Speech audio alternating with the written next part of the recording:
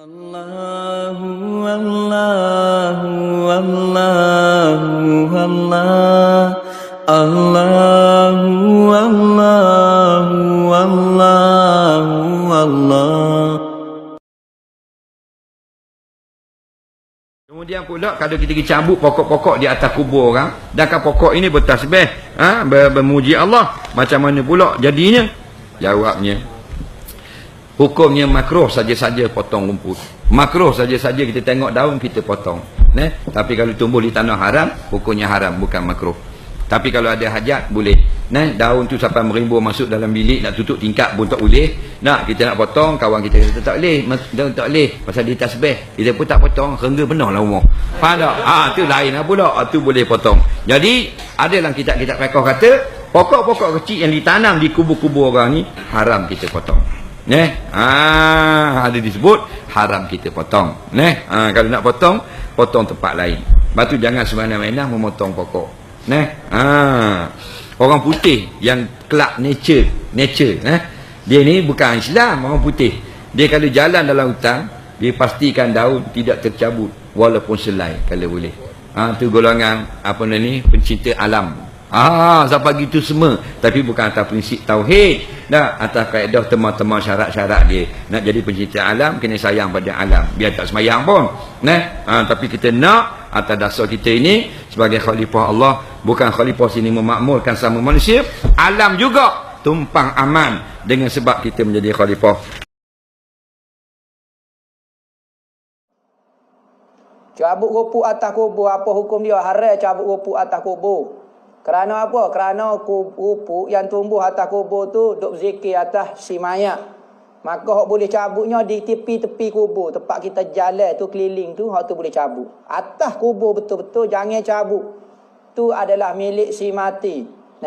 Cabut tak boleh. Kalau kita gunting tering nak buat petok, nak buat betul kau tak apa. Gunting tak apa, hak penting jangan cabut. Yakni cabut langsung. Maka hukum dia haram. Kau berat lagi ayah kita matinya cabut pokok atas kubur orang, tok atas kubur ayah kita. Ni panggil curi. Bagai curi nak suruh boleh pahala kepada mak ayah kita.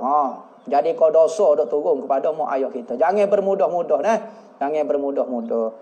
Hukum dia milik si mayat tu lah. Jangan kita ambil zikir kepada dia. Kita ambil ke curi ke letak kubur orang lain tak boleh. Jangan buat rajin gitu, pergi cabut kubur lah. AJK masjid hari ni menganjurkan membersih kubur. Habisnya bersih atas kubur. Hak ni orang jahil lawak KJL lagu ni. Jangan lawak KJL nak bersih kubur boleh, kawasan kubur, tepi-tepi tempat lalu boleh. Atas kubur tak boleh sebab dia berzikir ada manfaat untuk si mati. Haram lah. Haram aku dia kalau cabut. Kalau gunting tak apa.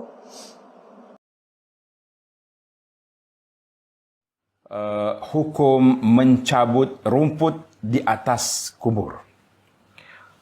Sebagaimana sudah menjadi suatu kebiasaan lumrah bagi kita apabila kita menziarahi kubur ibu bapa keluarga kita, maka kita akan bersihkan apa-apa yang ada, sampah, rumput dan perkara-perkara yang seumpama dengannya di atas kubur ataupun di sekitarnya. Tiba-tiba kita dapat maklumat bahawa mencabut rumput yang masih basah. Rumput yang basah. Kalau yang dah kering, yang sudah mati, itu tidak jadi masalah. Jadi, ada yang mengatakan, siapa cabut rumput di atas kubur, mana dalam kawasan belindan ataupun kepuk tu, yang dalam tu, maka itu haram perbuatan tersebut. Tak boleh kita cabut. Jadi timbullah persoalan. Terkejut sebahagian masyarakat yang biasa pergi kubur, mesti mereka akan bersihkan. Takkan nak biar begitu je. Terutama sekali suasana di Malaysia, bukan macam di negara Arab. Rumputnya cepat naik. Kalau tanam pokok lambat, tapi rumputnya cepat. Budaya masyarakat ni mungkin setahun sekali pergi ziarah kubur. Maka timbullah kegelisahan di kalangan masyarakat hasil daripada itu. Jadi Alhamdulillah, InsyaAllah ana akan terangkan kepada para jemaah tentang apa kepandangan para ulama kita dalam masalah ini. Ulama khilaf pada hukum mencabut tumbuhan, khususnya rumput ataupun bunga yang ada di atas kubur itu. selagi mana tumbuhan itu masih basah ataupun masih hidup, belum kering. Kenapa? Kenapa? Disebabkan kalau kita cabut, dikatakan hilang hak mayat. Kerana rumput itu bertasbih di atas kubur. Maka timbullah 3 pandangan alim ulama di sini. Pendapat yang pertama, dalam kitab-kitab fiqh mazhab Syafi'i ada menyebutkan tentang perkara ini. Contohnya dalam kitab Tuhfatul Muhtaj yang disusun oleh Al-Imam Ibn Hajar Al-Haytami rahimahullah ta'ala menyebut tentang far'un yusannu wad'u jaridatin khadra 'ala al-qabr. Sunat kita letak pelepah, kalau di Arab pelepah tamar lah kan, tapi di sini orang panggil pelepah kelapa di atas kubur, lilit tiba. Kerana nak ikut perbuatan Nabi sallallahu yang pernah Nabi letak di atas kubur 2 orang yang diazab itu. Dan dengan sebab itu akan meringankan azab daripada ahli kubur dengan berkat tasbihnya tumbuhan yang tersebut. Baik. Wa yahrumu akhdhu zalika. Ini jelas. Dalam nas kata yahrumu akhdhu zalika kama bahas lima fihi min tafwiti haqqil mayyit. Haram mencabutnya setelah diletakkan ataupun setelah dia tumbuh, seperti mana yang telah diperbahaskan oleh para ulama, kerana perbuatan mencabut itu menafikan hak mayat. Baik. Kalau tumbuhan sudah kering, tidak apa. Itu dalam kitab Tuhfatul Muhtaj. Saya ambil satu je lah, kitab banyak.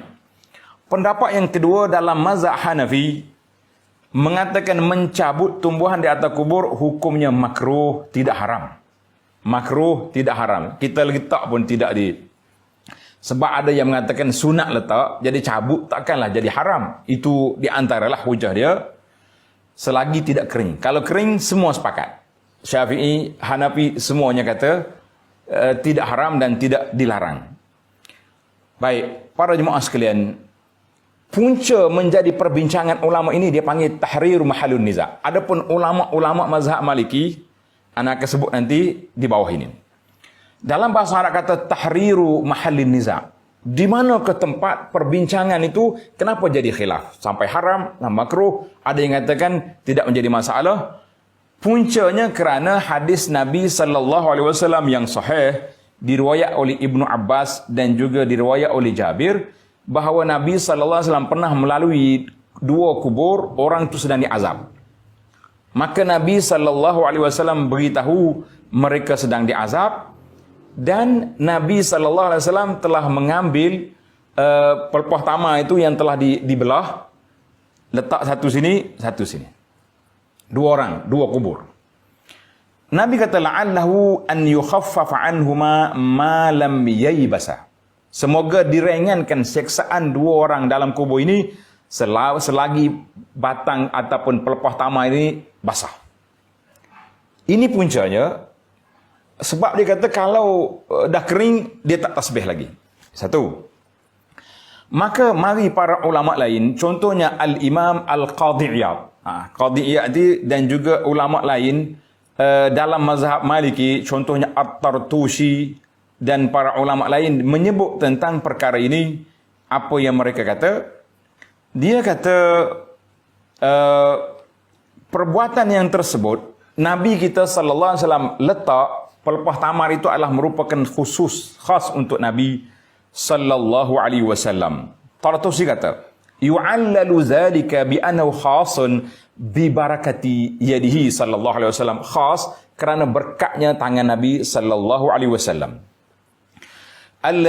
Al-Imam Al-Qadhi Iyad kata, dia kata letak 2 pelepah di atas kubur tadi adalah amrun mughayyabun, perkara ghaib. Bila kata perkara ghaib, Nabi tahu orang tu diazab. Maka diletaknya di atas kubur dan Nabi beritahu selagi 2 pelepah tamar ini masih basah. Kalau dah kering maknanya dia berhenti tempoh.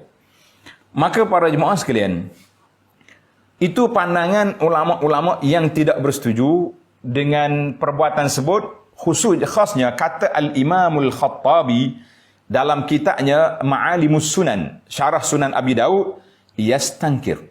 Dia telah mengingkari perbuatan itu lain daripada Nabi sallallahu alaihi wasallam, maka itu menjadi ciri-ciri khususiyah.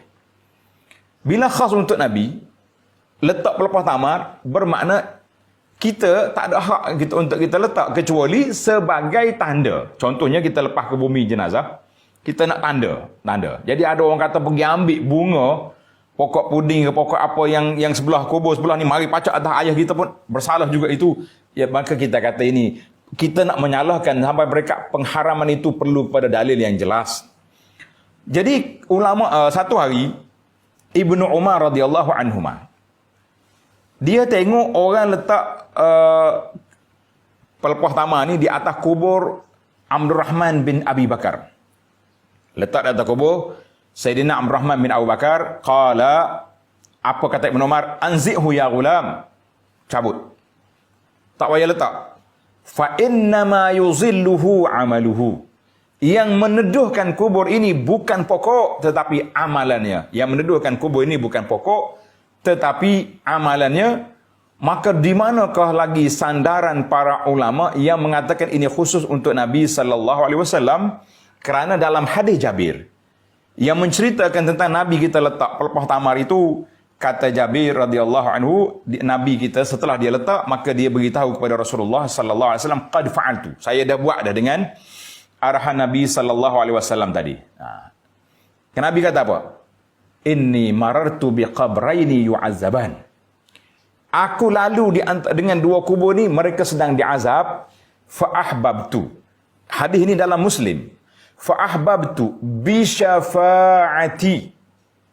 Fa ahbabtu bi syafaati, maka aku suka dengan syafaat aku, an yuraffahu anhuma, maka direngan. Yuraffahu bermakna yukhaffafu anhuma al-azabu ma damal ghusnani ratbaini. Maka direngankan azab selagi dua pelepah tamar ini masih basah. Maka jelas dalam hadis yang sahih ini mengatakan itu khas untuk Nabi sallallahu alaihi wasallam, sebab Nabi kita sallallahu alaihi wasallam letak nadawah, maknanya selagi dia tu basah. Dan kalaulah Nabi nak suruh lama, kenapa dibelahnya pelepah tu? Kan letak yang asli lagi lama dia punya ketahanan dia. Maka para jemaah sekalian, kalau kita nak kata kerana dia bertasbih, Allah Ta'ala sebut dalam Quran, wa im min syai'in illa yusabbihu bihamdihi. Semua benda bertasbih. Batu bertasbih, kayu bertasbih, pokok yang basah pun bertasbih, yang kering pun bertasbih. Mana dalil yang mengatakan yang kering sudah tidak bertasbih? Maka kita mengatakan itu di antara bukan kerana basah dia, tetapi kerana syafaat Nabi sallallahu alaihi wasallam. Yang keempat, perkara husul, azab, nak tahu orang ini direngan tak rengan, itu di antara perkara ghaibiyat, perkara yang ghaib. Alimul ghaibi fala yuzhiru ala ghaibi ahada. Benda yang ghaib ni Allah Ta'ala tidak zahirkan ghaib kepada sesiapa illa man irtada min rasulin, kepada sesiapa yang Allah Ta'ala reda dari kalangan rasul-rasulnya alaihimus salatu wassalam. Maka para jemaah sekalian, kita mengatakan, namun begitu para ulama yang mengatakan boleh, iaitulah kita kiaslah kepada amalan Nabi sallallahu alaihi wasallam. Tidak ada dalil musuh khiyar, kita kata dalil sahih Muslim mengatakan bi syafaati. Bi syafaati, dengan syafaat aku. Maka dengan ini para jemaah sekalian, hasil daripada perbincangan para ulama yang mengatakan bahawa Nabi kita letak dengan dalil bi syafaati, jadi kita tak tahu orang ini diazab tak azab. Yang kedua, perkara yang gaib, tak mungkin kita hanya nak buat satu kias pada perbuatan Nabi, kita mengatakan umum. Dan kalau kita nak kata bahasa, kalau kita nak kata pokok ni bertasbih di sini, maka orang di Malaysia ni banyak kubur-kubur duduk di bawah pokok. Jadi adakah pokok lagi besar tu lagi banyak tasbih dia atau macam mana? Maka dengan ini saya boleh simpulkan hasil daripada perbincangan para ulama, ada yang mengatakan haram, ada yang mengatakan makruh, dan ada yang mengatakan tidak menjadi masalah. Maka kita ambil pandangan-pandangan ini, saya mengatakan insya-Allah cabut itu tidak menjadi masalah, kerana dalil yang disandarkan kepada masalah ini iaitulah dalil pelepah tamar yang diletak oleh Nabi sallallahu alaihi wasallam. Maka para ulama mengatakan itu bi syafaati Rasulillah sallallahu alaihi wasallam. Jadi eloklah para jemaah sekalian, bolehkah kita teruskan gotong royong bersih kubur, dan kita bersihkan kubur kita dengan sebab itu, kata Ibn Umar, bukan pokok itu yang bertasbih, kitalah yang berdoa minta Allah SWT ampunkan dosa ibu bapa kita dan orang-orang yang kita sayang. Jangan semua benda saya selalu sebut, jangan semua benda perkara diswastakan. Nak suruh berdoa ibu bapa, kita suruh upah orang tu, upah orang ni dengan barang-barang yang telah dikeluarkan. Nak suruh bertasbih pada ibu bapa, kita bawa pokok letak atas kubur. Jadi kita lah kalau sayang ibu bapa, nak suruh Allah Ta'ala ringankan masalah apa ni, naik darjat ibu bapa kita ataupun maafkan kesalahannya, setiap kali kita solat contohnya, kita kata Rabbighfirli wa liwalidayya, Rabbighfirli wa liwalidayya. Jangan lupa doa untuk kita, keluarga kita dan dua ibu bapa kita, sama ada yang masih hidup atau yang telah meninggal dunia. Insya-Allah kesimpulannya tidak menjadi masalah. Hasil daripada perbahasan ulama itu tidak menjadi masalah untuk kita bersihkan kubur kita sebagaimana kebiasaan yang kita ada. Wallahu a'lam.